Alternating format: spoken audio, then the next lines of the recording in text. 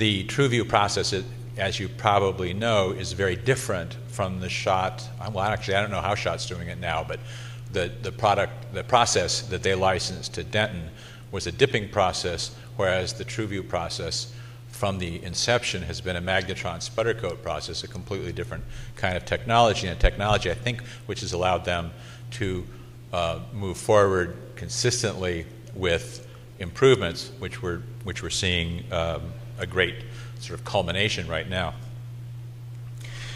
I want to, in the course of this talk, investigate a few different qualities of these two glazing materials. I started out talking about mat board and glazing and how there was a similar history in a way that mat board, we won't go into all that, but we know what we're talking about, 100% rag board and all that. There's one standard essentially. But in glazing there are two. There are these two products that have been running parallel and borrowing properties in a way from one another. TrueView advertises, I think the Optium product is blending the virtues of glass and acrylic, which to a great degree is true.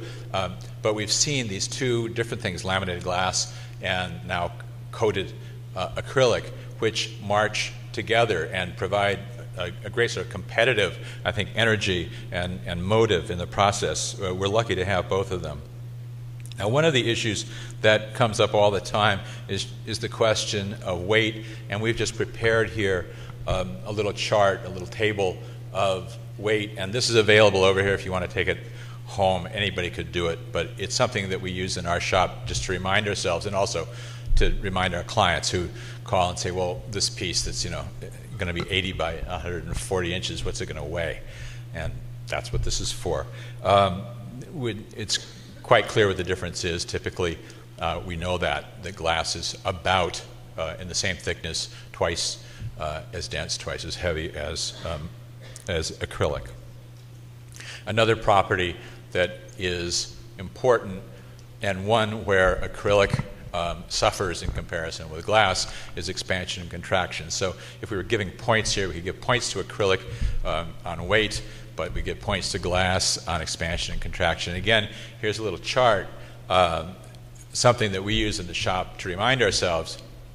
The coefficient of expansion and contraction of various materials is listed at the bottom, and this also is available over here.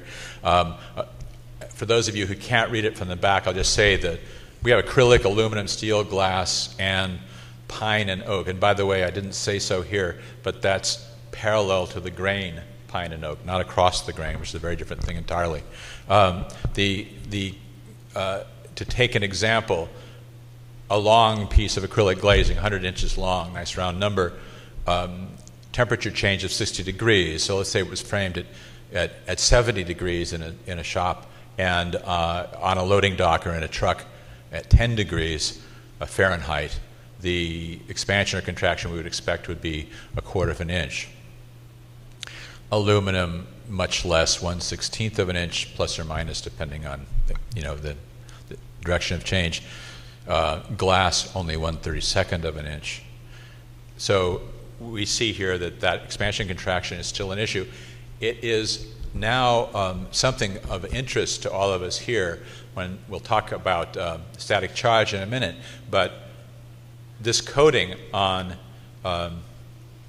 Optium, Brian Olson and I spoke about it the other day because I remembered when we talked last year, I wrote one sentence, I saw it scribbled on a piece of paper, that Brian had said that it may or does slow down the movement of water vapor into the surface, in or out of the surface of the substrate acrylic.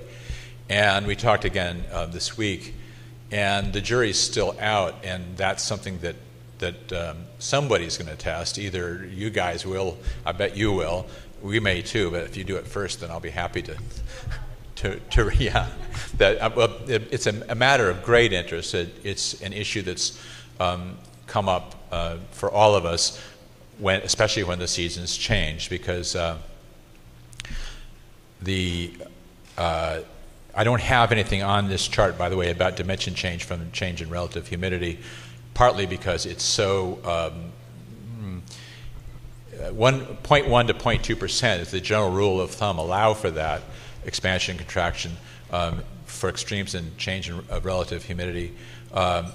It's much slower than the response to temperature change, and will gradually equilibrate through a sheet. But in the early winter, a sheet, if the room becomes the space where an artwork is hung becomes very dry, the surface may shrink, will shrink, and the acrylic bow in, and the opposite in the spring. How much? I don't know that anybody has done any data, prepared any data on it. We may, if we can't find any, just because it's a matter of such interest, obviously we would put spacers or fillets deeper in frames where we were concerned about that lack of climate control. Am I being clear about this? All right. Now we'll move on to one of those other issues, which is static charge. This is a little example we did this week with we used a paper, a very, very thin tissue, Tengujo tissue, which is a very fine washi Japanese paper. And we use this because occasionally we see works of art on papers that are this refined, very lightly sized or unsized, and very responsive to a static charge. As you can see here, it's pulled, I hope you can see, pulled to the surface of acrylic OP3. And this is a piece of den glass, and the reason I used it is we don't have any uncoated glass in our place. So we had an old piece of den glass and used that, and it's hanging straight, This is a new piece of the Optium museum acrylic, and it showed no sign whatsoever. This is what we've been told, but we like to, it's such a fun little test to do. It's a pleasure to do it, and as we expected, this property, this anti-static property, which is a wonderful gift to come along with anti-reflective, the fundamental nature of this material, is as good as we would hope. Now, we go back to talking about glass and acrylic and their properties. One property of glass is that it breaks, and another is that we know is that it's heavy. You can't do much about that. Something can be done about the breakage, or at least some mediation can be done. The two options that are most commonly applied, of course, are tempering glass, and we use tempered glass occasionally, but it's not the easiest material in the world to use. It has to be cut to size beforehand, and God forbid you made a mistake, because you cannot recut tempered glass.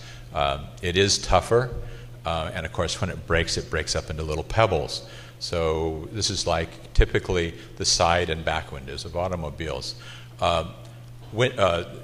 Laminated glass, and this is a piece, I think, of Luxar, but I'm not sure, but the TrueView makes a laminated glass, and Schott and Glass Troche makes Luxar. All these materials which have, a polyvinyl butyrol or urethane inner layer hold, like windshield glass, hold the sheet together, and presumably suppress the likelihood of breakage in the first place. I say presumably because I don't know of any tests that confirm this. If anybody does, I'd be interested to hear. Maybe that's true, and maybe it isn't. In any case, this was an interesting example here, and I love this picture on the right, if you can see it. Everyone's peering intently to see if any shards of glass had penetrated the print. This is a work on paper, and the answer is no. So this piece, which fell over apparently and hit a piece of furniture and got very heavy and smashed to smithereens.